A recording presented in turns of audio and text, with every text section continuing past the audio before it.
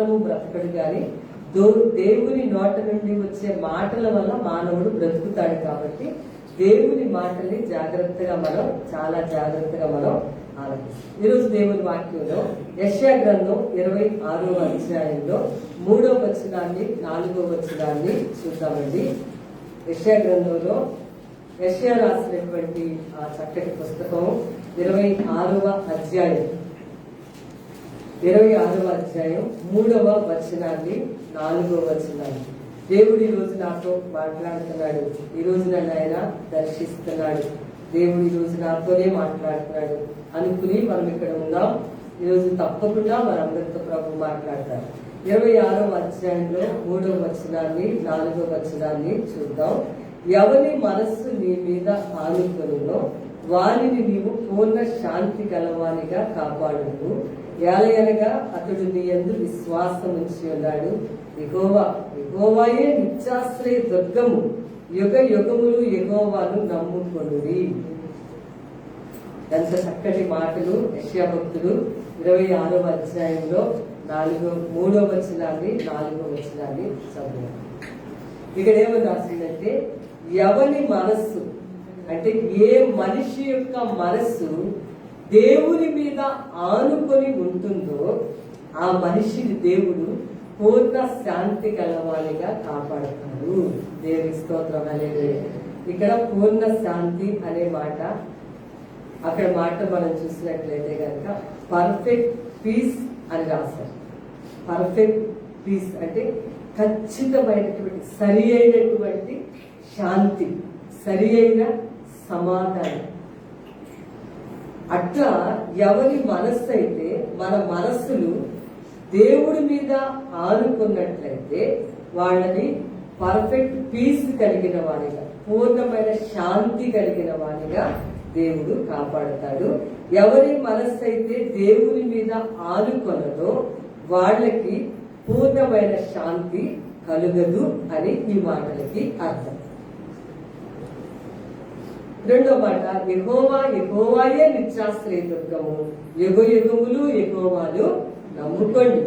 యుగ యుగాలు మీరు ఎప్పుడైనా సరే దేవుణ్ణే నమ్ముకోండి. మీ మనస్సు ఎప్పుడైతే దేవుని మీద ఆనుకొని ఉంటారో అప్పుడు మీరు పూర్తి సంపూర్ణమైనటువంటి సరి అయినటువంటి అంటే పర్ఫెక్ట్ పీస్ అన్నమాట. పూర్ణ శాంతి అంటే పర్ఫెక్ట్ పీస్ అని అర్థం. అట్లా దేవుడు చేస్తాడు. ఎవరి మనస్సు అయితే దేవుని మీద ఆనుకోకుండా ఉంటుందో, ధనం మీద, మనుషుల మీద, స్నేహితుల మీద, బంధువుల మీద, అధికారుల మీద ఆనుకుంటుందో వాళ్ళకి అన్నిటికీ పర్ఫెక్ట్ పీస్ అనేది దొరకదు.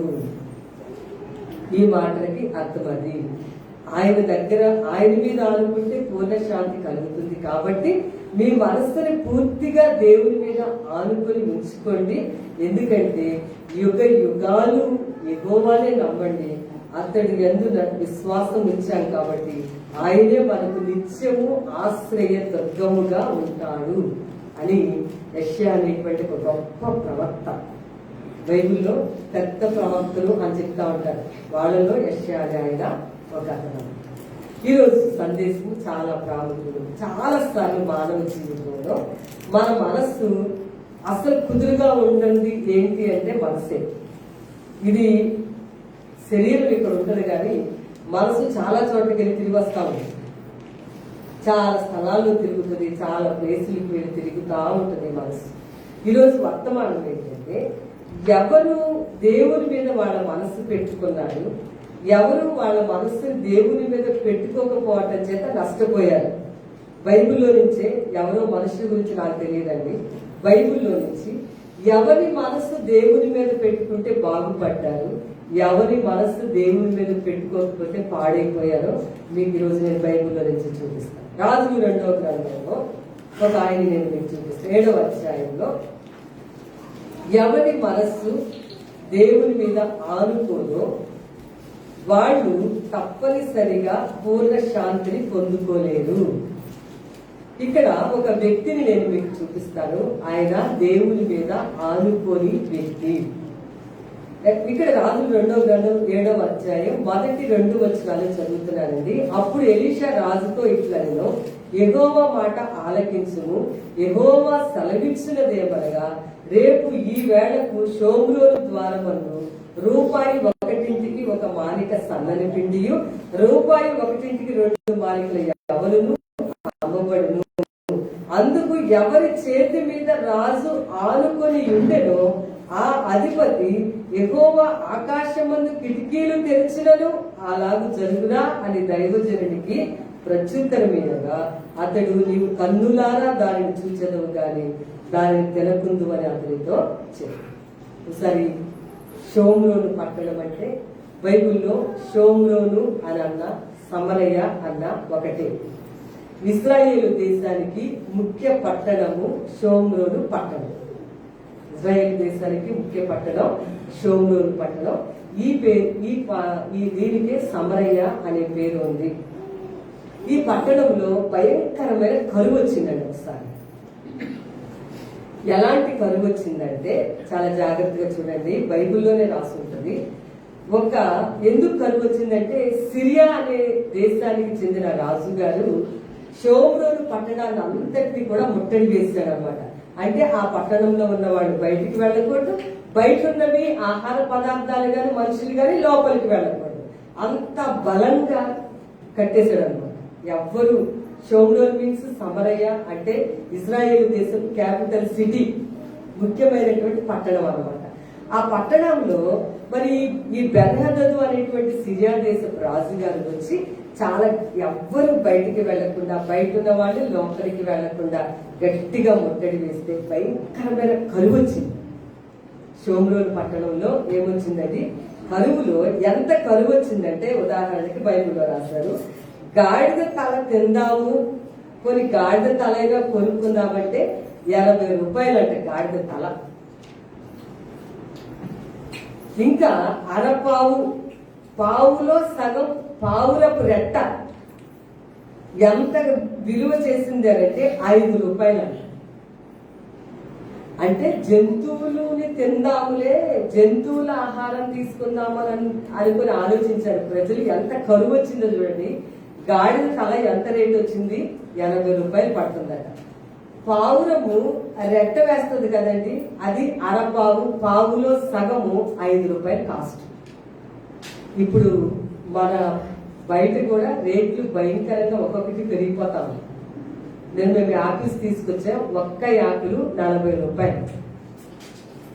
ఇంతకు ముందున్న రేట్లు వేరు, ఇప్పుడు భయంకరంగా రేట్లన్నీ కూడా పెరుగుతున్నాయి. ఎందుకని, ఇప్పుడు బయట ఉన్నటువంటి సరైన వాతావరణం లేకపోవటం చేత కిందటి సంవత్సరం ఎంత పరిస్థితులు ఎదుర్కొన్నామో తెలిసి ప్రజలు ఎవరికి వాళ్ళే ఇప్పుడు రేట్లు విపరీతంగా పెంచేస్తారు. ఇక సామాన్యులైన వారు పళ్ళు కొనుక్కుని ఎలా పెట్టాలి? ఇప్పుడు మనం స్వేచ్ఛగా మన పట్టణాన్ని ఎవరు కట్టడి వేయకుండానే మనకి ఎంత కరువు వస్తుంది, ఎంత భయంకరమైన పరిస్థితులు వస్తా ఉన్నాయి. అప్పుడు మరి వేరే శత్రువులు వచ్చారు. శత్రువులు వచ్చి పట్టణంలో నుంచి బయటికి ఎవరు వెళ్ళకూడదు, లోపలికి ఎవరు రాకూడదు. ఇక ఎంత కరువు వచ్చేసిందంటే, ఈ గాడిద తలన తిందామని చూస్తే అదేమో 80 రూపీస్ పడుతుందండి. ఆ పావురాన్ని ఆ రెట్టలో హాఫ్ తీసుకుందామంటే 5 రూపాయలు. ప్రజలు విపరీతమైనటువంటి కరువులోకి వచ్చేసారు.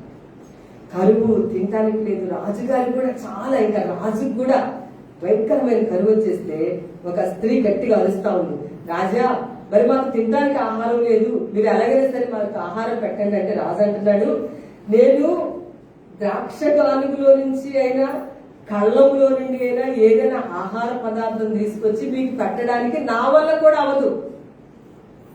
ఎవరి వల్ల కూడా అవదు? ఆ దేశాన్ని పరిపాలన చేస్తున్న రాజు అంటున్నాడు, నా వల్ల ఏమవదు. ద్రాక్ష గానుగులో నుంచి ద్రాక్ష తీసుకురావడానికో ద్రాక్ష రసం తేవడానికో నా వల్ల కాదు. ఆ కళ్ళంలో ఉన్న పంట తీసుకొచ్చి మీకు పెడదామన్నా నా వల్ల కానే కాదు అని రాజుగారు సమాధానం చెప్తా ఉన్నారు. ఈరోజు మన జీవితాల్లో మనకి కూడా రకరకాల ఆ సిరియా రాజు అనే శత్రువు ముట్టడి వేసినట్లుగా మన జీవితాల్లో కూడా రకరకాల శత్రువులు వస్తూ ఉంటారు ముట్టడి వేయడానికి. మనకి ఆర్థిక పరమైన ముట్టడి కాకపోయినా ఇక రకరకాల పరిస్థితులు మనకి కూడా వస్తూ ఉంటాయి. మనం బాగా గుర్తు పెట్టుకోవాలి, శ్రేష్టమైన ప్రతి ఈవి, ప్రతి ఆశీర్వాదము దేవుడి దగ్గర నుండే కలుగు. నువ్వు గాడిద తల తెలాలన్నా, పావులకు రెట్టగొలుపుని ఆ రోజు వాళ్ళు తినాలనుకున్నా, అది రాజు అంటున్నాడు, నేను ఎక్కడి నుంచి కూడా ఆహారం తీసుకొచ్చి మీకు పెట్టనే. ఆ దేవుడే ఏదైనా చేస్తే సహాయం అనేది చెయ్యాలి అని చెప్తా ఉన్నాడు. సరే, మొత్తానికి మధ్యలో ఎలీషా అనే ప్రవక్త కల్పించుకుని ఆ 7వ అధ్యాయంలో రాజుగారి దగ్గరకు వచ్చాడు. వచ్చి చెప్తూ ఉన్నాడు, రాజుతో చెప్తున్నాడు, రాజా, మన పట్టణంలో భయంకరమైన కరువు వచ్చింది కదా, రేపు ఈ రోజుకి అంటే రేపు ఈ టైంకి ఏం జరుగుతుందంటే, ఒక మానిక సన్నని పిండి ₹1 అమ్ముతారు, 2 మానికల ఎవరు ₹1 అమ్ముతారు. అంతగా దేవుడు మనల్ని దీవిస్తాడని ఆ దేశము కొరకు, ఆ పట్టణము కొరకు ప్రార్థన చేసే దైవజనుడైన ఎలీషా వచ్చి ఆ మాట చెప్పాడు.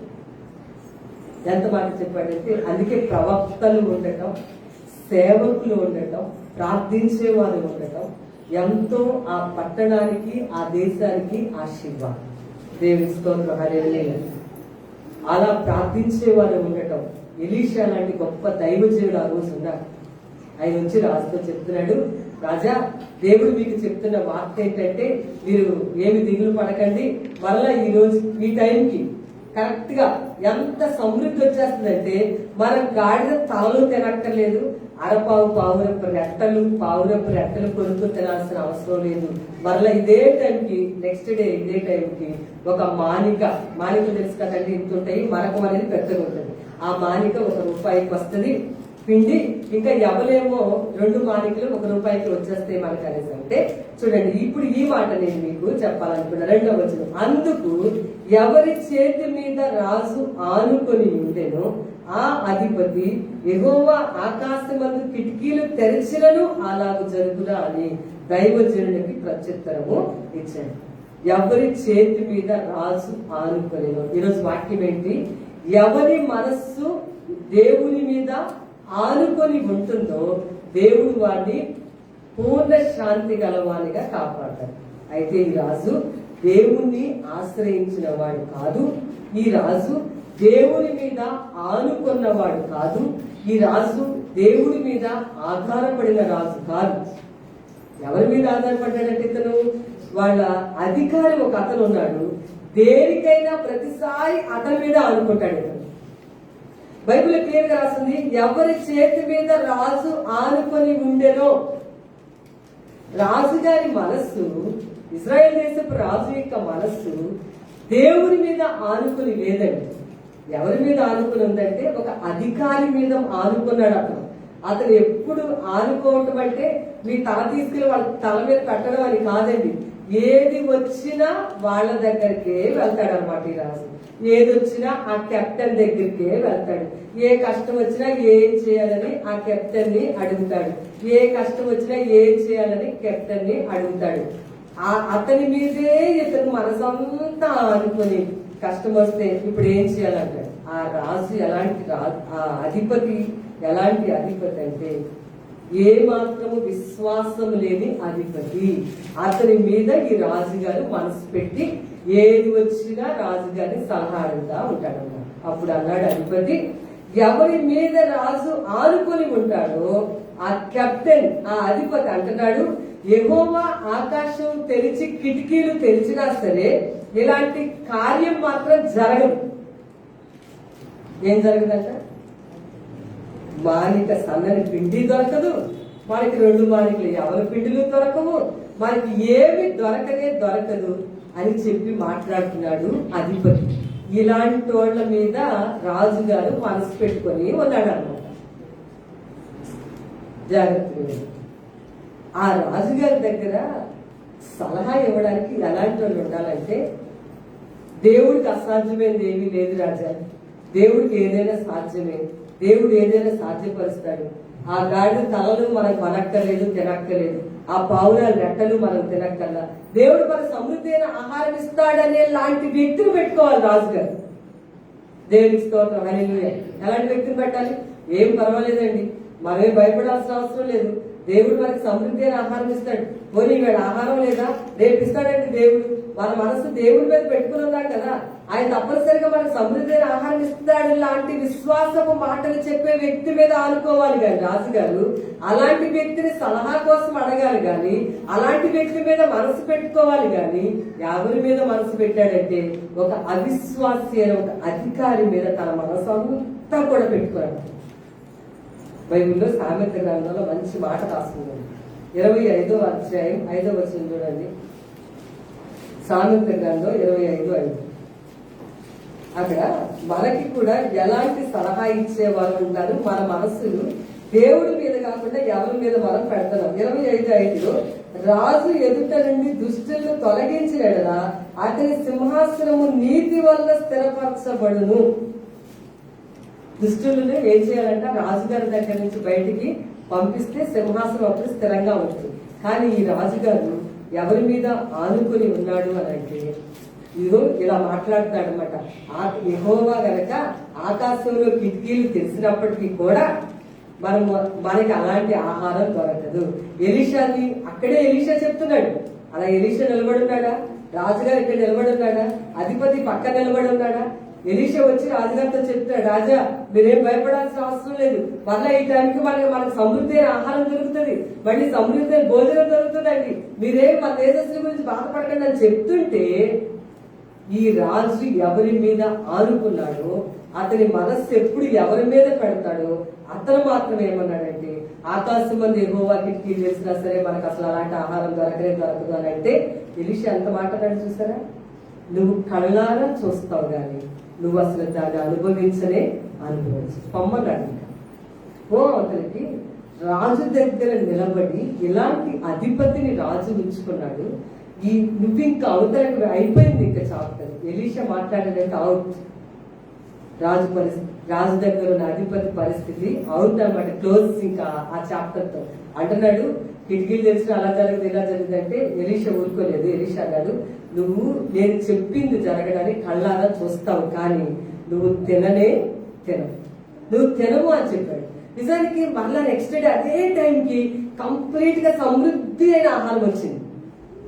దేవుని స్తోత్రం. దేవుని సేవకులు చెప్పిన మాట, దేవుని ప్రవక్త చెప్పిన మాటని మనం మనసులో పెట్టుకోవాలి, మనసులోకి తీసుకోవాలి. అలా కాకుండా ఇలా వెటకారంగా తిరగేసి ఇలాగే మాట్లాడితే అన్నాడు, నువ్వు చూస్తావు కానీ నువ్వు అసలు తినవులే అన్నాడు. అధిపతి పరిస్థితి నిజంగానే మరలా టైం వచ్చినప్పటికీ ఎలీషా ఏదైతే చెప్పారో అలాగే కంప్లీట్ గా చక్కటి సమృద్ధి అయిన ఆహారం వచ్చింది షోమ్రోన్ పట్టణానికి. దేవుని స్తోత్రాలు. ప్రవక్తలు మాట్లాడిన దేవుడు స్థిరపరుస్తాడు. ఎలీషా మామూలు అతను కాదండి, ఒక అద్భుతమైనటువంటి ప్రవక్త. ఆ రోజుల్లో అద్భుతమైనటువంటి ఆ స్త్రీ అంది ఇతను పట్టుకుని, ఈయన భక్తి గల దైవజనుడని నేను ఎరుగుదును అన్నాను. గట్టిగా చప్పటి పెట్టుకున్నాము. మహేశ్వర, నేను మీకు సలహా ఇస్తున్నా, భక్తి గల సేవకులు ఎవరు, భక్తి లేని సేవకులు ఎవరు, భక్తి కలిగిన విశ్వాసులు ఎవరు, భక్తే లేని విశ్వాసులు ఎవరు మీకు తెలిసి ఉండాలి. అది తెలియకపోతే మీరు ప్రమాదంలో పడ్డట్టే. చాలా ప్రమాదకరమైన విషయం. ఇదేదో పెద్ద ఏముందంటే సేవకులు వంగి నమస్కారం చేసి కాళ్ళ మీద పడాలనుకుంటారేమో మీరు.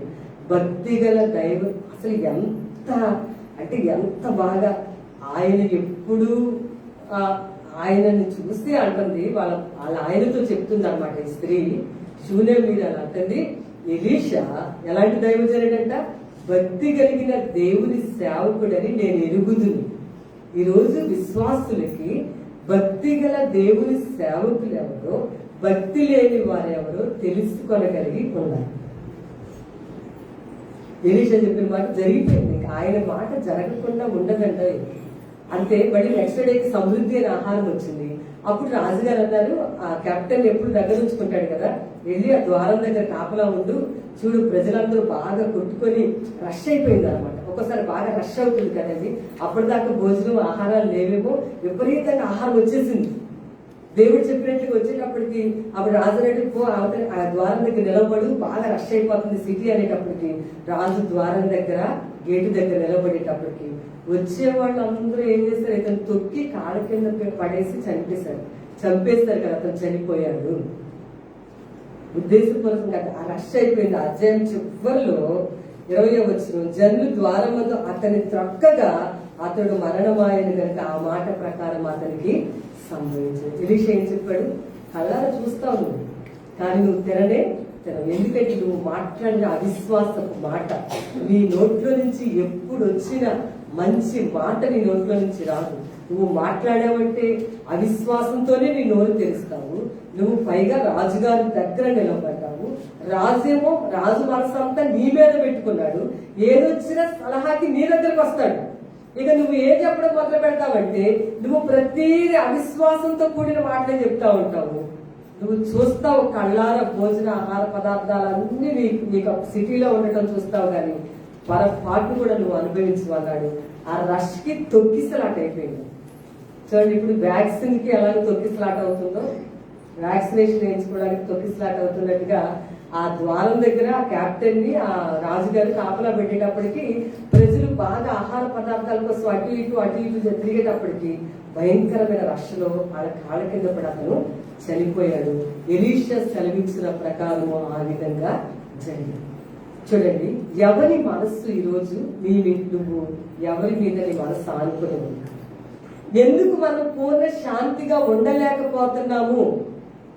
పర్ఫెక్ట్ పీస్, కంప్లీట్ పీస్ అనేది ఎందుకు నీ హృదయంలో పూర్ణ శాంతి లేదంటే నీ మనస్సు దేవుని మీద ఆనుకోవట్లేదు.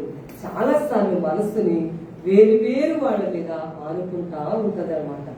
అలా ఎప్పుడైతే చేస్తా ఉంటామో అది మాత్రం చాలా చాలా ప్రమాదకరమైన విషయం. నీ మనస్సు ఎప్పుడు కూడా ఇక్కడ రాజుగారు ఒక అధిపతి మీద మనస్సు పెట్టుకుని ఉంటాడనమాట.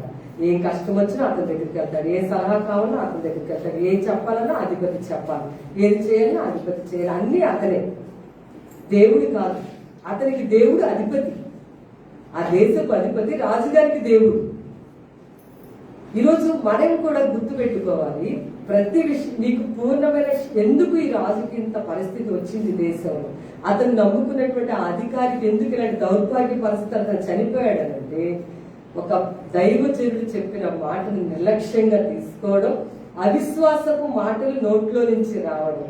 ఇంకొక అసలు మెయిన్ రీజన్ ఏంటంటే ఆ రాజు ఆశ్రయించిన మనిషి సరైన వ్యక్తి కాదు.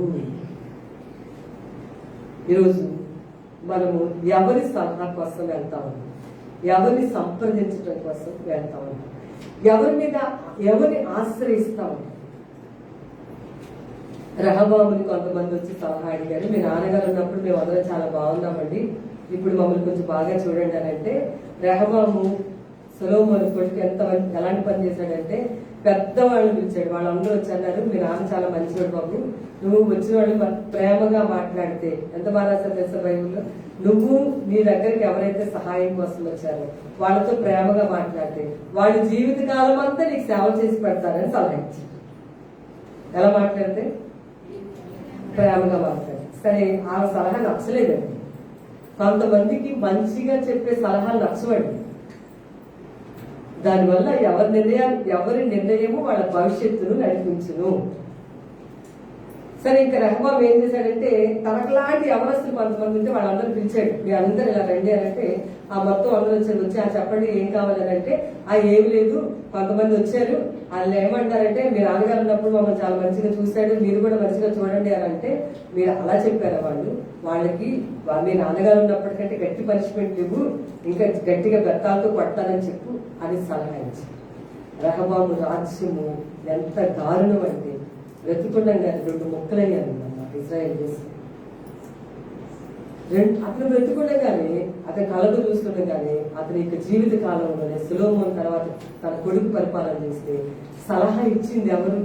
యవనస్తులైన తెలిసి తెలియని పిల్లల సలహాలు. యవన కాలంలో అప్పుడే మెచ్యూరిటీగా వస్తున్న పిల్లల్ని డిసిప్లిన్ చేయాల్సింది. ఈరోజు చక్కటి వాక్యంలో ఒక మంచి మాట నేను నేర్చుకున్నాను. 127వ కీర్తనలో ఒక మంచి మాట చెప్పారు. ఏ మాట ఉందంటే అక్కడ, ఇప్పుడు ఇది అందరికీ కూడా మంచి సలహా, యవ్వన కాలం ముందు పుట్టిన కుమారులు బలవంతుని చేతిలోని బాణముల వంటి వారు అని చెప్పారు. చెప్పబడిన మాట ఏంటంటే ఆ బాణాన్ని భూ సంబంధమైన విషయాల మీద వేస్తే, బాణము అంటే నువ్వు, నేను, నీ కుమారుడు, నీ కుమార్తె ఎవరైనా తీసుకోండి. ఎవరి కాలంలో పుట్టిన కుమారులు బలవంతుల చేతిలో బాణాల వంటి వారు అని చెప్పబడింది వాటితో. ఇప్పుడు ఆ బాణం ఉంది చూసారా, ఆ యారో నువ్వు అనుకో, లేకపోతే నేను అనుకుంటాను, లేకపోతే నీ కుమారుడు, నీ కుమార్తె, లేకపోతే మీరు. అయితే బాణాన్ని పరలోకం వైపు వేశారనుకోండి, అంటే పర సంబంధమైన విషయాలందు ఆసక్తి కలిగిన వారిగా నీ పిల్లలు నీవు ఉన్నట్లయితే గనక బలవంతులుగా తయారు అవుతారు. అదే బాణాన్ని భూమి మీదకి తిప్పి భూమి మీదకి వేస్తే భూ సంబంధమైన వ్యక్తులుగా వాళ్ళు తయారవుతారు. ఇది male or female or children or believer ఎవరైనప్పటికీ కూడా, వృద్ధులైనా చిన్న పిల్లలైనా మిడిల్ ఏజ్ అయినా, నీ బాణము ఎటువైపు గుచ్చబడుతుందో వేయబడుతుందో నువ్వు సూటిగా నీ బాణాన్ని పరలోక రాజ్యం వైపు కనుక నువ్వు ఆ దృష్టిని పెడితే నువ్వు గెలుస్తావు. ఆ యారో భూ సంబంధమైన విషయాల మీద ప్రతిసారి నువ్వు వేస్తా ఉంటే భూమి మీద ఓడిపోవడం జరుగుతూ ఉంటుంది. అది ఈ రోజులో చెప్పిన ప్రశ్న. కీర్తన ఎలా పెంచుతున్నారు పిల్లల్ని, యవనస్తులైన పిల్లల్ని కూడా ఎలా పెంచుతున్నారు? అది చిన్నపిల్లల దగ్గర నుంచి, ఆ చిన్నపిల్లలు కదండి పాపండి, వాళ్ళకి తెలియదండి. తర్వాత కొంచెం పెద్దయినాక మొక్కలాగా ఉండగా వంగండి, మ్రానులైనాక వంగవండి. చిన్న చిన్న మొక్కలనే వంచొచ్చు, పెద్ద పెద్ద వృక్షాలు అయిన తర్వాత వాటిని మీరు వంచలేరండి, ఆ బుద్ధుల్ని మీరు మార్చలేరండి. అది చాలా ఎక్కువ ప్రమాదం. మీరు మీ పిల్లలను మిమ్మల్ని ప్రేమించుకున్నంతకంటే ఎక్కువగా దేవుడిని ప్రేమించి దేవుడు చెప్పిన మార్గాల్లో నడిస్తే మనందరికీ, మన ఇంటి వారందరికీ క్షేమము. మీరు ఒప్పుకున్నా ఒప్పుకోకపోయినా ఇది 100కి 100% కరెక్టే. కాబట్టి రాజు ఒక అధిపతి మీద ఆనుకుంటాడు అన్నమాట. ఈరోజు మనం ఎవరి మీద ఆనుకుంటున్నాం? నీకు కూడా ఏదో కరువు వచ్చింది, ఒక కష్టం వచ్చింది, లేకపోతే ఒక అనారోగ్యం వచ్చింది, ఒక బాధ వచ్చింది. ఏదైనా ఒక అనారోగ్యం రాగానే ఏం చెప్పాలి? నూనె రాసి ప్రార్థన చేయగా రోగికి స్వస్థత విడుదల కలుగును అని రాస్తుంది. లేకపోతే ఒక శ్రమ వచ్చినప్పుడు, ఎవరికైనా శ్రమ సంభవించినా ఏం చేయవలను? అతడు ప్రార్థన చేయవలను. ప్రయారిటీ, ప్రాధాన్యత ఎలా చూస్తా ఉన్నాము? జాగ్రత్త. నీ మనసు ఇలా అధికారి మీద పెట్టుందా, లేకపోతే నీ మనస్సు ఇంకొక నీ స్నేహితుడా, లేకపోతే స్నేహితురాలా, లేకపోతే నీ భార్య, నీ భర్త, పిల్లల, లేకపోతే బంధువుల, లేకపోతే ఇంకా ఎవరి మీద ఆడుకుంటున్నావు ప్రతి విషయానికి?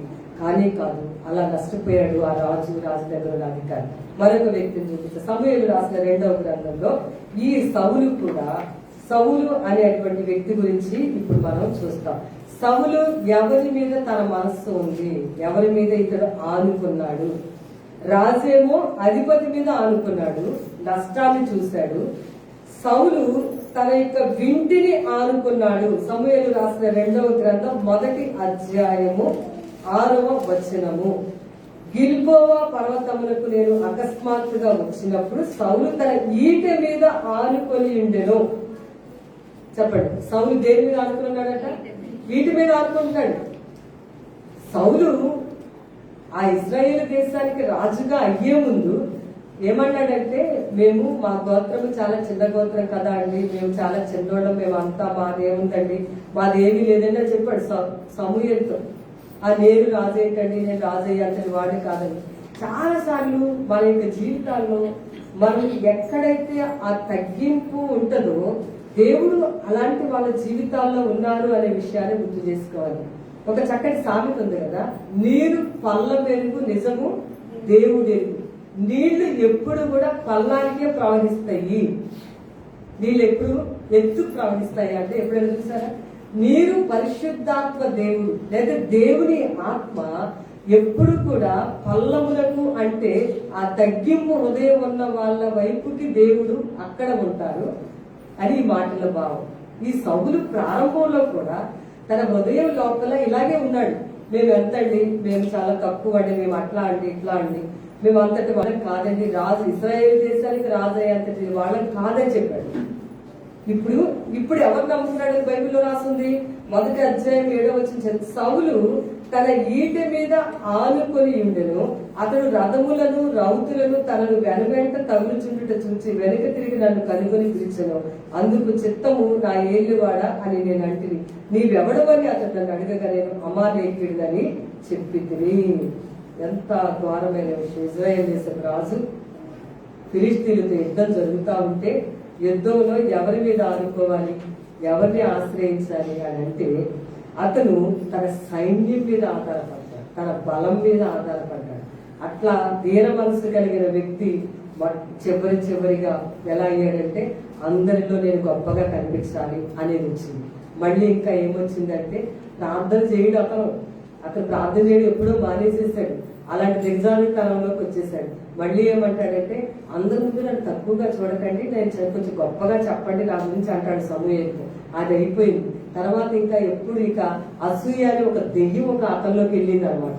అతనిలోకి ఇంకొక దురాత్మ వచ్చింది. దాని పేరేంటంటే అసూయ అనేది ఒక దురాత్మ.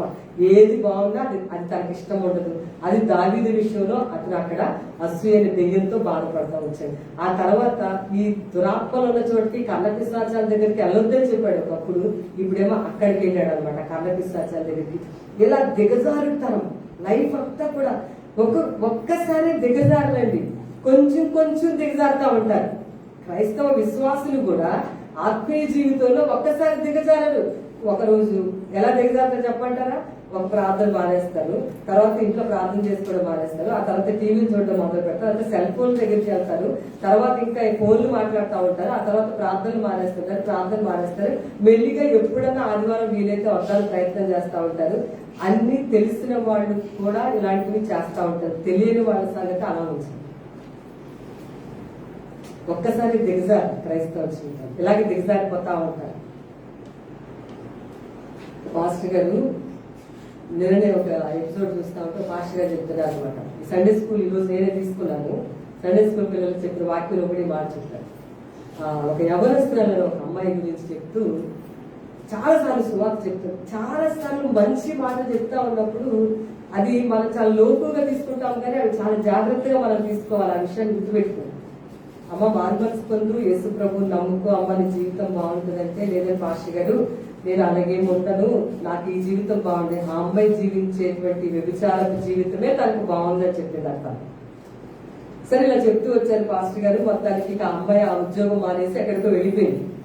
ఇక ఈ పాస్టర్ గారు మర్చిపోయారు. ఒక 5 సంవత్సరాలు అయిపోయిన తర్వాత ఈ పాస్టర్ గారు ఈయనే ఒక దగ్గర హోటల్లో టిఫిన్ చేస్తా ఉన్నారు. టిఫిన్ చేస్తా ఇంకొక ఆయన ఎవరు పక్కన ఇంకో పాస్టర్ గారు ఉన్నారు. టిఫిన్ చేసి టీ తాగుతుంటే ఒక సన్నటి అమ్మాయి అడుగుకుంటా, బాబు ఏమైనా ఇవ్వండి, ఏమైనా పెట్టండి అని అడుగుతా వస్తుంటే తదేకంగా ఆ అమ్మాయి ఫేస్ చూస్తుంటే ఈ ఫేస్ ఎక్కడో కానీ చాలా సంవత్సరాలు ఎక్కడో చూశాను అనుకుంటా. కొంతమందిని మనం కూడా చూసినప్పుడు ఎక్కడో చూశాను అనిపిస్తా ఉంటారు. ఆయన కూడా ఇలా అనుకుంటాను ఎక్కడో చూశాను, కానీ గుర్తులేదు. సరే మొత్తానికి ఆమె టిఫిన్ పెట్టించి అమ్మ టీ కూడా తాగుతామంటే తాగుతారండి అన్నారు. ఆమె కూడా ఇతను అలాగే దృష్టితో అలా పెట్టి చూస్తా ఉన్నాడు. సడన్ గా పాస్టర్ గారికి గుర్తొచ్చింది. 5 సంవత్సరాల క్రితం ఒక ఆమెకు సువార్త చెప్పిన అదే స్త్రీ ఇప్పుడు ఏమైంది ఈ అమ్మాయి, అంత చక్కటి అమ్మాయి ఇలా ఎందుకు తయారైపోయిందని పక్కన పిలిచి చెప్పారట. ఇప్పుడే నేసి ప్రభు ఏమైందనంటే చెప్పిందట, మీరు ఎప్పుడు నాకు ఇలా చెప్తూ ఉండేవారండి, ప్రతిరోజు వచ్చి అమ్మ ఆ తప్పు చేయకమ్మా, పాపం చేయకు, మానేసే అని మీరు చాలాసార్లు నాకు చెప్పారు, కానీ నేను చేస్తూ వచ్చాను. చివరికి ఇదిగోండి నా జీవితం ఇలాగ అయిపోయింది అని చెప్పి ఆ తర్వాత అప్పుడు కూడా ఆయన చెప్పారట, పర్వాలేదమ్మా ఇప్పుడైనా నన్ను క్షమించు అని అడిగి మనసు మార్చుకుని మంచి జీవితంలో రమ్మనంటే, లేదండి పాస్టర్ గారు నేను ఇలాగే అయిపోవాలండి అనేసి వదిలేసింది. కరెక్ట్ గా 5 రోజులకి ఆమె ఆత్మహత్య చేసుకుని చనిపోయిందని ఆ పాస్టర్ గారు. ఏంటంటే ఆలోచన వినరన్నమాట. వినకపోవడం అనేది చాలా ప్రమాదకరమైన విషయంగా దేవుని వాక్యం దిగజారుడు తను మంచిగా చెప్పినప్పుడు అలా వింటూ వచ్చిన ఆమె కనీసం పాటిస్తే జీవితం బాగుపడదు. కానీ ముగింపు ఘోరమైపోయింది. సౌలు ముగింపు కూడా ఘోరమైన ముగింపు. తర్వాత సైన్యం మీద ఆధారపడ్డాడు. తర్వాత ఇక పూర్తిగా దేవుడి విషయాన్ని వదిలేశాడు. చివరికి ఎవరి మీద ఆనుకున్నాడంటే ఈట మీద ఆనుకున్నాడట. స్పియర్ అని అంటారు. పదునైనటువంటిది చివర ఇట్లా ఈ యాంగిల్ తో ఉండేది ఒక పెద్ద, ఇలా వేస్తే అవతల వ్యక్తికి గాయపడతారు. అలాంటి దాని మీద గుచ్చబడి దాని మీద ఆనుకొని ఉన్నాడు. చివరి లాస్ట్ టైం స్పియర్ అంటే ఆయుధాల మీద అతను ఆధారపడ్డాడు. ముందు చెప్పిన ఆయన మనుషుల మీద ఆధారపడ్డాడు. ఈ రెండోసారి చెప్పిన అతను తనకున్న వనరుల మీద ఆధారపడ్డాడు, ఆనుకున్నాడు అన్నమాట. చూడండి, అందుకే 44 కీర్తనల కీర్తనాకారులు చాలా బాగా రాశారండి. 44 కీర్తనలో ఏమని రాస్తుందంటే 3వ వచనం, 2వ వచనం చదువుతాను. నీవు నీ భుజబలము చేత అన్యజనులను వెళ్ళగొట్టి మా పితరులను నాటితివి, జనములను నిర్మూలన చేసి వారిని వ్యాపింప చేసితివి. వారు తమ ఖడ్గము చేత దేశమును స్వాధీనపరచుకొనలేదు. జాగ్రత్తగా వినండి. వారి బాగు వారికి జయమీయలేదు. నీవు వారిని కటాక్షించితివి గనుక నీ దక్షిణ హస్తమే, నీ బాగువే, నీ ముఖకాంతియే వారికి విజయము కలుగజేసెను. నీకున్న వింటి, నీకున్న వనరులు, నీకున్నటువంటి సామర్థ్యాలు, నీకున్నటువంటి డబ్బు, లేకపోతే ఏది నీకు విజయాన్ని, నీకున్నటువంటి వస్తు వాహనాలు ఏవి నీకు విజయాన్ని కలగ చేయలేవు. దేవుని బాగువే నీకు విజయాన్ని ఇవ్వగలరు. దేవుని స్తోత్రం, హల్లెలూయా. దేవుని బాగువే నీకు విజయాన్ని ఇవ్వగలరు. ఈరోజు మన జీవితంలో మనం ఎవరి మీద ఆధారపడతా ఉన్నాం? నీ మనసు ఎవరి మీద ఆనుకుని ఉంది? ఈరోజు మన జీవితాల్లో ఎన్నోసార్లు అంటే సలహాలు పోయేటప్పుడు ఏదైనా ఆలోచన చెప్పడానికి నీ దగ్గర ఎవరుండాలంటే దేవుని యందు భయభక్తులు కలిగి దేవుని వాక్యానుసారమైన సలహా ఇచ్చేవారు నీకు అధికారులై ఉండాలి, లేకపోతే నీకు సలహాదారులు ఉండాలి, లేకపోతే నువ్వు వాళ్ళ దగ్గరికి వెళ్లేవారుగా ఉండాలి. పాటించావా పాటించలేనది అది మీ ఇష్టం. కానీ మనము ఇలాంటి వాతావరణాన్ని తీసుకుని ఇతను వింటి మీద ఆధారపడ్డాడు అనమాట. రాజుగారు దావీదు అడుగుతున్నాడు. మొత్తానికి ఇతను హయాంలో చచ్చిపోయాడు. ఇతను ఒక అమాలేకీయుడు. సౌలు చనిపోయిన తర్వాత దావీదు దగ్గరికి వెళ్ళి వార్త చెప్పాడు. ఏమన్నాడంటే, సౌలు నీ శత్రువైన సౌలు చనిపోయాడు అని చెప్తే దావీదు అతన్ని చంపించాడు. ఎందుకు చెప్పదా? నీకు ఎంత ధైర్యము, ఒక అభిషేకించిన వాని మీద నువ్వు చంపుతావా? వీటి మీద పడి చంపమంటే నువ్వెందుకు చంపావు? అతను పట్టుకొని అతను దేవుని చేత అభిషేకించబడ్డాడు సౌలు, అతను దేవుని చేత నడిపించబడ్డాడు సౌలు. అతన్ని చంపడానికి నీకు ఎంత ధైర్యం ఉంది? నువ్వు చంపడానికి ధైర్యం చేసింది చాలక నా శత్రువు అని చెప్పి నా దగ్గరకు వచ్చి నాతో చెప్పావే, ఒక క్షణం కూడా నువ్వు బ్రతకవని దావీదు తన దగ్గర ఉన్న అతను పంపిస్తే ఆ వచ్చిన అతను చంపించేసాడు. కాదు, నీ శత్రువులు బాధపడుతున్నప్పుడు సంతోషంగా ఉండొద్దు. సామెతలో రాసిన మాట. నీకు ఇష్టం లేని వారికి ఏదైనా కష్టం వచ్చినప్పుడు నువ్వు ఆనందంగా ఉండొద్దు. దేవుడు అలా ఒప్పుకోడు, నాట్ అలౌడ్. ఇంకా ఎంత మంచోడంటే ఇతను అసలు అద్భుతమైనటువంటి వ్యక్తిగా నేను చెప్తా ఉన్నాను. ఎంత వ్యక్తి అంటే పగ ప్రతీకారం ఉంచుకునేవాడు కాదండి దావీదు.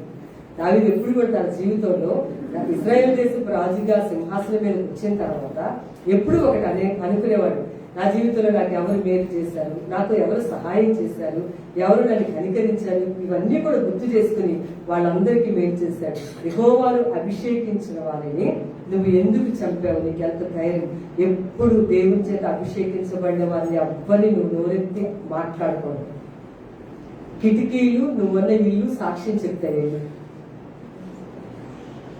అర్థమవుతుందా అండి? ఎవ్వరిని నువ్వు మాట్లాడు. జడ్జిమెంట్ ఎవరిది వాళ్ళకే అవుతుంది. ఎవరిని కూడా దేవుని చేత అభిషేకించబడిన వాడిని చేసింది చాలక ధైర్యంగా వచ్చి నువ్వు నాతో మాట్లాడేవాడిని ఎవరైతే చెప్పారో అతన్ని చంపించాడు దావీదు. దేవుని స్తోత్రం, హల్లెలూయా. ఈరోజు మనం నీ మనసు వింటి మీద ఆనుకుని ఉందా? నీకున్న ధనం మీద ఆనుకుని ఉందా? నీ మనస్సు దేని మీద ఆధారపడి ఉందా ఆనుకుని ఉంది? ఈరోజు నేను చెప్పే సాక్ష్యం ఏంటంటే, రాజుగారి మనుషుల మీద ఆనుకున్నాడు, ఆధారపడ్డాడు, ఏ ప్రయోజనం లేకుండా పోయింది. ఇక్కడ వింటి మీద స్పియర్ అనేది ఆ వస్తువు ఇట్లా వేస్తే గుచ్చుకునే దాని మీద ఆధారపడి అలా చదవాలనుకున్నాడు సౌలు. తన జీవితంలో ఘోరమైన పతనాన్ని అతను చూశాడు. వార్త చెప్పినోడు కూడా చనిపోయాడు. మన జీవితాల్లో మనము అలా ఉండకూడదు. వీళ్ళిద్దరూ కూడా, ఈ 2 కేటగిరీస్ ఆఫ్ ద పీపుల్ ఇద్దరు కూడా మానవుల మీద, ఆ వస్తువుల మీద ఆధారపడ్డారు. నీ వాహనాలు, వస్తువులు, ధనము, ధాన్యము, ఇంకా చదువు, అందము, ఇవన్నీ కూడా ఏవి నీకు అక్కరికి రావు. నువ్వు దేవుడి మీదే ఆనుకుని ఆధారపడాలి. నీకున్న స్నేహితుడు, నీకున్న బంధువు, పర్లేదు నాకు కష్టం వచ్చినప్పుడు అతని దగ్గరికి వెళ్తాను అనుకుంటా. మీరు అక్కడ మనిషి ఉండాలి కదా. అక్కడ నీకు సహాయం చేయడానికి. నువ్వు దేవుడి పాదాల దగ్గర కన్నీరు కాస్తే దేవుడు నీ జీవితంలో గొప్ప కార్యాలు చేస్తాడు. 27వ అధ్యాయం అపోస్తల కార్యాలు, ఈ మాట చెప్పి ముగిస్తాను. అపోస్తల కార్యాలు 27వ అధ్యాయం చాలా చాలా చాలా ఒక అద్భుతమైన విషయాన్ని నేను మీకు ఈరోజు చెప్తున్నాను. ఎవరి మనస్సు నీ మీద ఆనుకున్నదో వారిని పూర్ణ శాంతి గలవానిగా కాపాడును. నీకు మనస్సుకు పర్ఫెక్ట్ పీస్ కావాలంటే, పర్ఫెక్ట్ పీస్ అని ఇంగ్లీష్ ట్రాన్స్లేషన్ లో రాశారు. పూర్ణమైన శాంతి నీకు కావాలంటే నీ మనస్సు దేవుని మీద ఆనుకోవాలి. అధిపతి దేవుని మీద ఆనుకోలేదు, రాజు దేవుడి మీద ఆనుకోలేదు, సౌలు దేవుడి మీద ఆనుకోలేదు. వాడు పతనాన్ని చూశాడు. ముగింపు, ఘోరమైన ముగింపు జరిగింది. ఎప్పుడైనా సరే మానవుల మీద, సామర్థ్యాల మీద ఆనుకోవద్దు. మరి ఎవరిని ఆనుకోవాలండి మేమంటే 27వ అధ్యాయం అపోస్తల కార్యం చూడండి. ఇక్కడ 27వ అధ్యాయంలో పౌలు గారు ఒక ప్రయాణం చేస్తున్నారు. ఆ ప్రయాణంలో అపోస్తల కార్యాలు 27వ అధ్యాయంలో ప్రయాణం చేస్తా ఉన్నారు. పౌలు గారు భయంకరమైన శోధనలో ఉన్నారు. ఇప్పుడు ఆ ప్రయాణంలో ఎంత ఘోరమైన ప్రయాణం అంటే వాళ్ళది 4వ వచనం, ఎదురు గాలి వచ్చిందంట. చూడండి 27:4లో ఏ గాలి వచ్చిందండి? ప్రయాణమే వెళ్తుంటే ఎదురు గాలి వచ్చింది. 13వ వచనంలో ఏ గాలి వచ్చిందని రాసిందంటే దక్షిణపు గాలి వచ్చింది. ఇక్కడ కింద చూస్తే 13వ వచనంలోనేమో దక్షిణపు గాలి వచ్చింది. 14వ వచనంలో పెనుగాలి వచ్చింది. చూడండి, అన్ని గాలు చూపిస్తున్నాను మీకు. ఒకటి 4వ వచనంలో ఎదురు గాలి వచ్చింది ప్రయాణంలో. 13వ వచనంలోనేమో దక్షిణపు గాలి వచ్చింది. ప్రయాణంలో 14వ వచనంలోనేమో పెనుగాలి వచ్చింది. ఆ ముందు దక్షిణపు గాలి, తర్వాత పెనుగాలి వచ్చింది. తరువాత 21వ వచనం 21లో కొన్ని దినములు సూర్యుడైనను నక్షత్రములైనను కనబడక పెద్ద గాలి మా మీద కొట్టినందున ప్రాణములతో తప్పించుకుందుమని ఆశ బొత్తిగా పోయెను.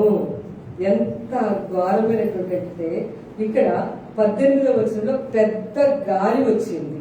18వ వచనం ఎన్ని గాలి వచ్చాయి? ఎదురు గాలి వచ్చింది. ప్రయాణంలో జాగ్రత్తగా వినండి. ప్రయాణంలో నెంబర్ 1 ఎదురు గాలి వచ్చింది. నెంబర్ 2 దక్షిణపు గాలి వచ్చింది. నెంబర్ 3 పెనుగాలి వచ్చింది. నెంబర్ 4 పెద్ద గాలి వచ్చింది. మిక్కిలి పెద్ద గాలి వచ్చింది. ఇంకా కొన్ని రోజులు సూర్యుడు గాని నక్షత్రాలు గాని కనబడలేదు. పెద్ద గాలి వాడలో ఉన్న 276 మీద పడింది. మీ జీవితాలు ఎప్పుడైనా అలాగైందా? మనం కూడా ప్రయాణం చేస్తాం. ఇది కూడా ఒక ప్రయాణం. ఈ ప్రయాణంలో ఒకసారి గాలులు వీస్తా ఉంటే, ఒకసారి ఎదురు గాలి వీస్తా ఉంటుంది. ఏది చేద్దాం అనుకుంటామో అది పోతుంది, అక్కడ ఉండదు. ఏది ప్రారంభిద్దాము ఇది అనుకుంటాము, కానీ అది అక్కడ కనిపించింది. ఒక్కొక్కసారి మామూలు గాలి వస్తుందండి, సరే తట్టుకుంటాం ఎలాగో. తర్వాత మెల్లగా దక్షిణపు గాలి వస్తూ ఉంటుంది. పర్లేదు ఎలాగోలా ఓపిక పడతాం. దక్షిణపు గాలి కొంచెం మెల్లగా వస్తూ ఉంటుంది. ఆ పర్లేదు అంటే సర్లేదు, ఈసారి గట్టెక్కేసాను, ఈ కష్టం నుంచి ఎక్కాలే, ఈ ప్రయాణంలో ఈ కష్టం వచ్చింది, దక్షిణపు గాలి కొంచెం మెల్లిగా వచ్చింది, పర్లేదు ఓకే, దీన్ని కొంచెం జయించాను, ముందుకు వెళ్దాం ఇంకా అనుకుంటాం.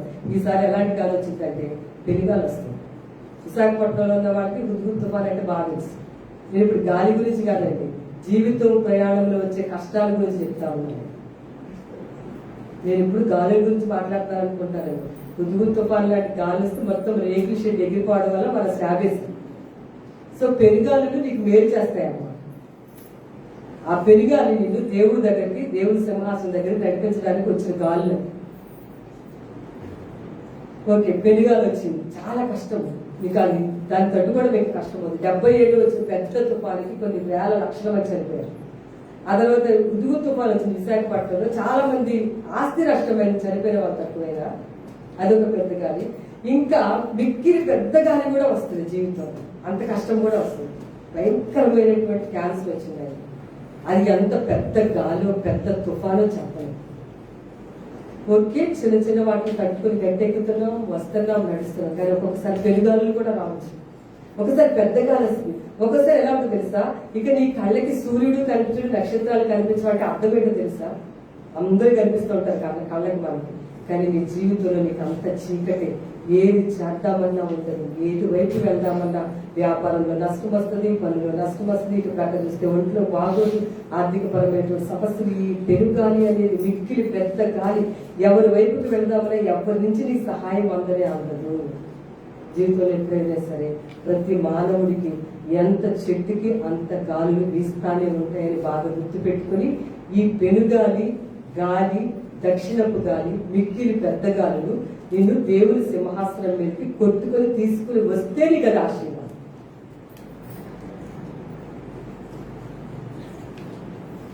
అప్పుడు నీకు గొప్ప విశ్వాసం ఉండాలి. నీ మనసు కంప్లీట్ గా ఇట్లా వచ్చినా సరే కంప్లీట్ గా నీ మనస్సు దేవుని మీద ఆనుకుని ఉండాలి.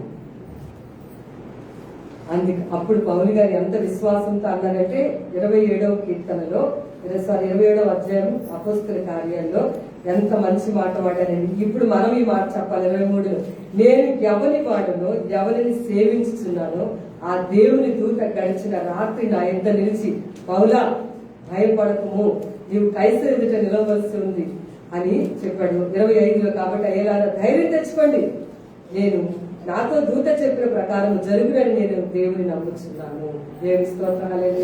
పెనుగాలు వస్తుంది జీవితంలో, పెద్ద గాలులు వస్తే, దక్షిణపు గాలి వస్తుంటది, పెద్ద పెద్ద గాలులనే కష్టాలు, ఇబ్బందులు, ఇరుకులు, శ్రమలు, బాధలు వస్తుంటాయి.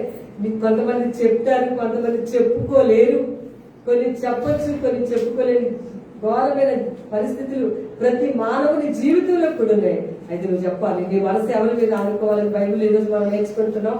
దేవుని మీద నీ మనసును పెట్టాలి. అప్పుడు పౌలు గారు అంటున్నారు, ఎంత నేను ఎవరి వాడను, ఎలా అనుకున్నాడు చూడండి, ఎవరిని సేవిస్తున్నాడు. ఆ దూత రాత్రి కలలో కనిపించి, పౌలా భయపడకు, ధైర్యంగా ఉండు, నువ్వు నీతో పాటు ఉన్న వాళ్ళందరూ కూడా క్షేమంగా ఉంటారని చెప్పారని తన కష్టంలో ఉన్నాడు. కష్టంలో ఉన్న వాళ్ళందరికీ తను మేలు చేశాడు. దేవునికి స్తోత్రం. హల్లెలూయా. తన బాధలో ఉన్నాడు, బాధలో ఉన్న వాళ్ళని ధైర్యం చెప్తున్నాడు. ఒక్కళ్ళ విశ్వాసం 276 మంది పడవలో ఉన్న వాళ్ళని కాపాడింది. నువ్వు ఎంతమంది విశ్వాసం ఉంది? ఇంట్లో ఒక్కడికి విశ్వాసం ఉంటే ఇంటి అందరికీ క్షేమం కలుగుతుంది. పడవలో 276 మంది ఉంటే ఒక్కడికే విశ్వాసం ఉంది. ఆ ఒక్కడి విశ్వాసాన్ని బట్టి 276 మంది బ్రతికిపోయారు. నేను ఎవరిని సేవిస్తున్నాను, ఎవరి దేవుని నేను ఆశ్రయిస్తున్నాను, ఏ దేవుడు నేను ఆరాధన చేస్తున్నాను, ఏ దేవుడిని నేను నమ్మాను, ఏ దేవుడు నాకు తెలుసు, ఆ దేవుడు నాకు గత రాత్రి చెప్పాడు, మీరు భయపడద్దు, మీ ప్రాణాలు పోవు, మీరు ధైర్యం ఉండాలి. ఇలా చెప్పాలి. కానీ ఏమి ఎంత తుఫానుతో బ్రతకడం చాలా కష్టం, చచ్చిపోవడం కష్టం, అందరూ కలిపి చచ్చిపోదాం, ఇంకెందుకు ఈ భూమి మీద ఉండడమే అనవసరం, మనకి ఇంకా చాలా కష్టాలు, ఇలాగ చెప్పేవాళ్ళు నీకు సరికాదు. వాళ్ళ మీద నీ మనసులు పెట్టకూడదు. నువ్వు ధైర్యాన్ని చెప్పాలి, విశ్వాసాన్ని ప్రకటించాలి.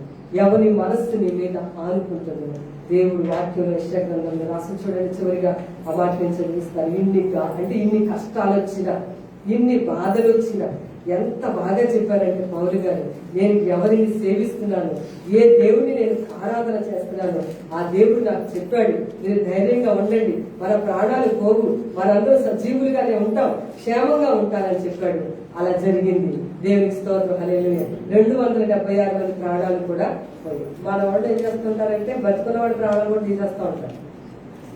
ఏదైనా కొంచెం విశ్వాసం ఉందనుకో, ఉన్న విశ్వాసాన్ని తీసి ఇంకెలా జరగదు అట్లా, అప్పుడు వాళ్ళు చచ్చిపోయారంటే ఇప్పుడు వీళ్ళు చచ్చిపోయారు, తర్వాత వీళ్ళు కూడా చచ్చిపోతారు, ఇప్పుడు మిగిలిన భూమి అంతా కూడా చచ్చిపోయిందట, కాబట్టి ఇంకెందుకులో బ్రతకడం, మనం కూడా చచ్చిపోతామని ఇలాగమంటే ఈ పాఠాలన్నీ చెప్తాంటారు. ఈ వాటిని చదువుతూనే ఉంటారు, ఈ పాఠాలే చెప్తా ఉంటారు. పౌలు గారు ఏం చెప్పారు? నేను ఎవరిని సేవిస్తున్నాను, ఏ దేవుడిని నేను ఆరాధన చేస్తాను, ఆ దేవుడు చెప్తా ఉన్నాడు, మనం ఎవరో చావు, మనం అందరూ బ్రతుకుతాం. దేవుని స్తోత్రం. మనకేం కాదు, మీరు ధైర్యంగా ఉండండి అన్నాడు. 276 మంది కూడా ధైర్యంగా ఉన్నారు. దేవుని స్తోత్రం చెప్పండి. అనే ఈరోజు మన జీవితాల్లో కూడా నిత్యము కూడా 26వ అధ్యాయంలో మనం చూస్తాం, ఎవరి మనస్సు, యెషయా గ్రంథం 26:3, ఎవరి మనస్సు నీ మీద ఆనుకోనో వారిని పర్ఫెక్ట్ పీస్, పూర్ణ శాంతి కలవారిగా దేవుడు కాపాడుతాడు. ఎందుకంటే అతను దేవుని మీద విశ్వాసం ఉంచాడు. 4th వర్స్ చూడండి, యెహోవా యెహోవాయే నిత్యాశ్రయ దుర్గము. చెప్పండి అందరూ లాస్ట్ మాట, యుగ యుగములు యెహోవానే నమ్ముకోండి. మీరు ఎవరు నమ్ముతున్నారు? మీ మనసులు ఎవరి మీద పెడుతున్నారు? భూమి మీద ఉన్న ఏ మానవులు సరే దేవుడు ఎక్సెప్ట్ గాడ్, ఫ్రెండ్స్, బంధువులు, లేకపోతే బలగము, ఆస్తి, లేకపోతే వస్తువులు, వాహనాలు, జ్ఞానము, ఉద్యోగాలు, తెలివితేటలు, డాక్టర్స్, ఇంజనీర్స్, నిన్ను ఏవి కూడా కాపాడు. నీ దేవుడు నిన్ను కాపాడు. దేవుడి స్తోత్రం. నీ మనసు దేవుడి మీద ఎందుకు శాంతి లేకుండా పోతుంది జీవితంలో తెలుసా? ఎప్పుడైనా మనసుకి ఎందుకు శాంతి ఉండట్లేదు తెలుసా? ఎందుకు సరైన సమాధానం లేకుండా పోతుంది? మనశ్శాంతి ఎందుకు బ్రతకలేకపోతా ఉన్నారంటే నీ మనసు కంప్లీట్ గా దేవుని మీద లేదు. అందుకే శాంతి పోగొట్టేస్తుంది. నీ మనసు దేవుడి మీద కంప్లీట్ గా పెట్టే కదా, పెట్టప్పుడు నువ్వు పూర్ణ శాంతి కలవాలని ఉంటామని బైబిల్లో రాస్తుంది. బైబిల్లో మాట ఇప్పుడు నిరంతరం కాదు కాబట్టి మన జీవితాలు ఎక్కడైనా సరే మనం కంప్లీట్ గా దేవుడికి సరెండర్ చేసుకుంటావా? జీవితంలో ఎవరు సేవిస్తున్నాను, ఏ దేవుడు ఆయన నమ్ముకున్న వారు ఎవరు సిక్కలేదు. ఆయన నమ్ముకున్న వారిని ఎప్పుడు దేవుడు ఇప్పటికి నేను దేవుడు నమ్ముకున్న 28 సంవత్సరాలు కంప్లీట్ టోటల్ హిందూ ఫ్యామిలీ 28 సంవత్సరాలుగా ఏ ఒక్క క్షణం కూడా దేవుడు విడిచిపెట్టాడనే విషయాన్ని నేను ఇప్పటికీ చెప్పలేదు. ఇప్పుడు కూడా ఆయన సహాయం చేస్తూనే వచ్చాను. నిన్ను కూడా విడిచిపెట్టాడు. నీ మన సాయం మీద ఎవరి మీద పెట్టి ఏం ప్రయోజనం లేదు. ఏదో ఒక రోజు నీ కళ్ళమటి కన్నీరు వస్తావు, అయ్యో అనుకునే రోజు రానివ్వద్దు. ఈలోపే దేవుడిని ఆశ్రయించాలి. దేవుడి దగ్గరికి రండి. దేవుడి మాట దీవించిన గాక. అందరూ తల ఉంచి మోకరించినట్లయితే ప్రార్థన చేసుకుని ప్రభు యొక్క శరీరము యేసు ప్రభు యొక్క రక్తం తీసుకోవడానికి అందరూ కూడా సిద్ధపడతాం. అందరూ మోకరించి ప్రార్థన చేయండి. చిన్నపిల్లలు కూడా ప్రార్థనలో ఉండండి. అందరూ కూడా ప్రార్థన చేసుకుందాం. మహాపరిశుద్ధుడైన తండ్రి వందనాలు, స్తోత్రాలు చెల్లిస్తున్నాం. మీరు ఇచ్చిన వర్తమానం కొరకు వందనాలు. మేము మనుషుల వైపు, వస్తువుల వైపు, వాహనాల వైపు, ఐశ్వర్యము, ధనము దేని వైపు కాకుండా మేము ఎవరిని సేవిస్తున్నామో ఆయన వైపు ఆనుకుని ఉన్నప్పుడు పూర్ణమైన శాంతి గల వారిగా ఉంటామని చెప్పారు. ఆ విధంగా మమ్మల్ని చేయండి. యుగ యుగాలు నేను నమ్ముకోమని అవుతాము. మా జీవిత కాలంలో మేము ఎంత కాలంలో దేని వైపు చూడకుండా నీ వైపే చూసే భాగ్యము మాకు దయచేయాలి. యేసు నామములో అడిగించున్నాము.